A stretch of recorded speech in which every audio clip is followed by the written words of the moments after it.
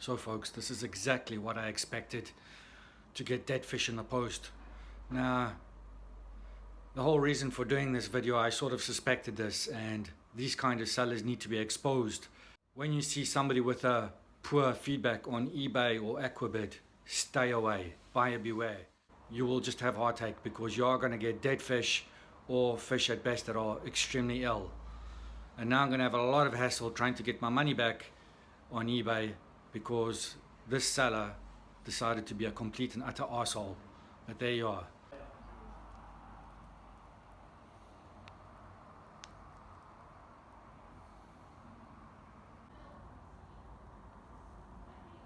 Today I'm going to show you how to send fish through the post. I bought some guppies from a chap on eBay and the fish arrived dead.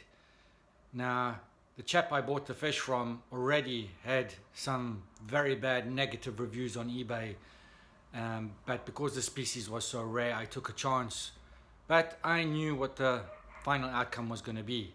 Now, what's very strange about this particular chap is that he's actually got a shop, and he's actually only an hour away from me, and yet these guppies arrived dead.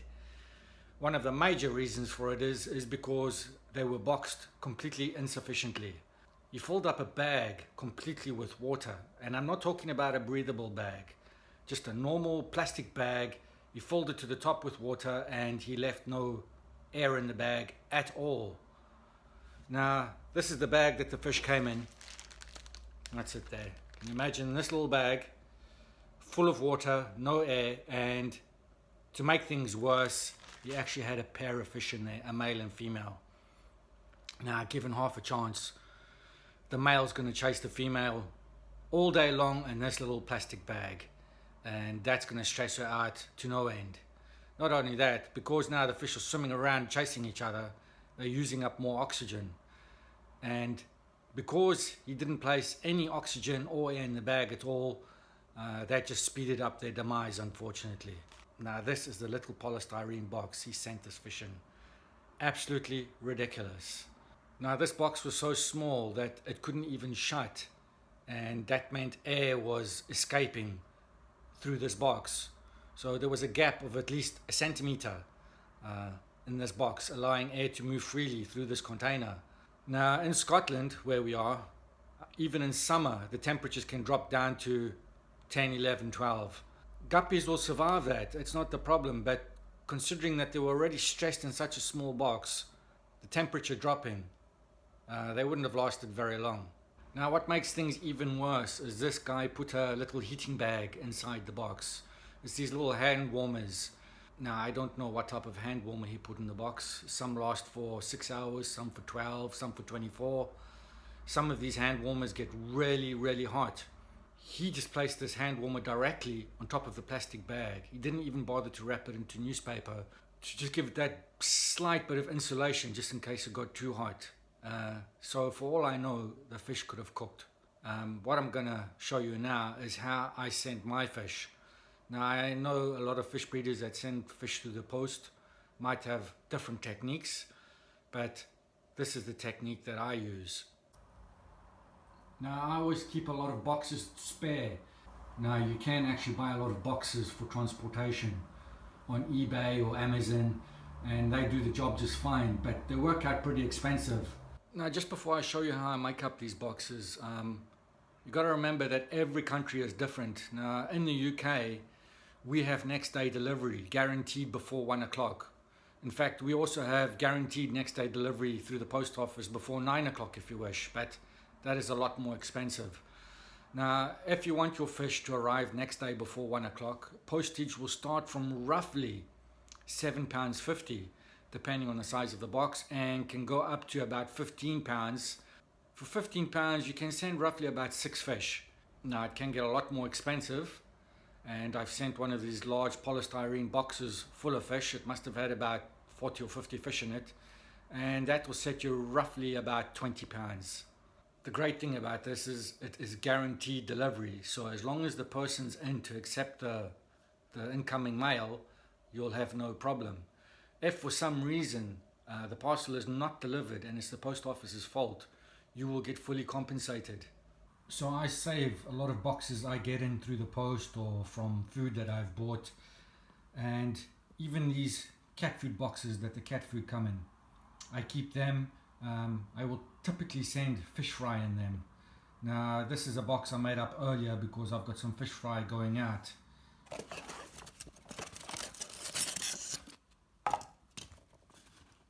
Now I've lined it with polystyrene, and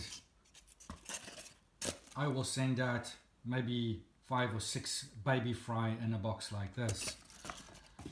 Now in a slightly bigger box like this, I will send out a pair of fish. I will put a male in one bag and a female in another bag. Now if I get any shipping boxes in that's got polystyrene in, I keep that.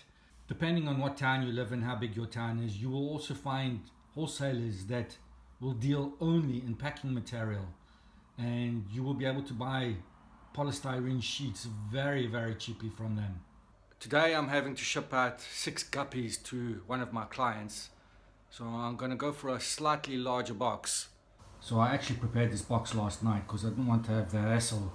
I've got quite a few fish going out today and I don't want to be making boxes. So these boxes are really simple. You choose any size box according to how many fish you're going to ship, and you cut yourself some polystyrene sheets according to the size of the box. It's very simple. In summer you don't have to go as thick as this with the insulation. In winter you definitely have to. So as you can see there's a nice prepared base of polystyrene, including a lid that I've cut, which goes on top, and that's basically it. So as well as the polystyrene box, I use insulation. Now this is the stuff you get in the roofs, it's roof insulation. I find that this keeps the fish the warmest. I also use a little heat pad in winter or on cold days in summer. It's these little hand warmers.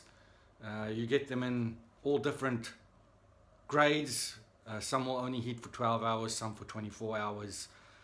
Now it's important that when you put one of these in the box that you wrap it into some kind of newspaper. You do not want to put this directly onto the bags of fish because you will either melt the bag or you will overheat the fish, one of the two. So I wrap this in ideally newspaper and I place this on top of the insulation. And that way it heats the entire box instead of the bags of fish itself. So now as you can see, I've got the fish in the bag, and you have to put more air in the bag than water. That's because the air diffuses into the water so that the fish can breathe. Ideally, if you can, you need to get pure oxygen into this bag. Now you can buy these oxygen cylinders that you can fill up the bags with. Now they are quite expensive. If you're not going to be shipping a lot of fish, I don't think it's worth it. Now if you're going to ship a lot of fish, I suggest that you get an oxygen cylinder.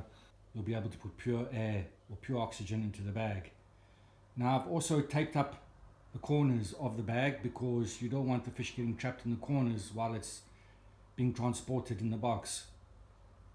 You can actually buy bags that have had the corners already crimped so that the fish doesn't get trapped in there. But if the bags are not crimped, then remember to tape up the corners. So what happens when there's only a little water like this in the bag and the box turns around? Just make sure that there's still enough water for the fish to swim around in.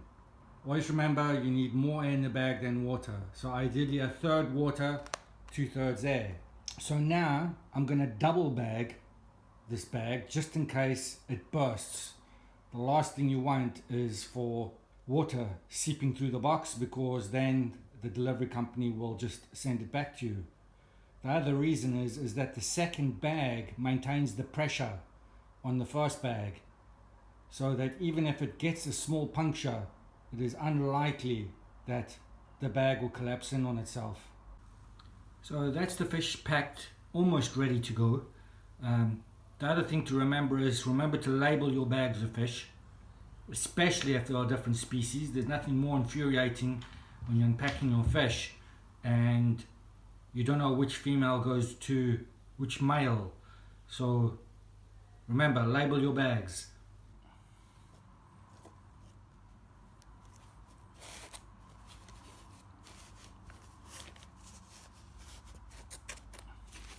So I'm going to get cracking now because I've got quite a few more boxes to pack. Now this isn't the only way that you can ship your fish. You can also ship your fish in cordon breathing bags like this. You don't put any air in the bag. Now that's a different story for a different time because this comes with its own issues and problems. I'll make a separate video on these bags. So that's basically it.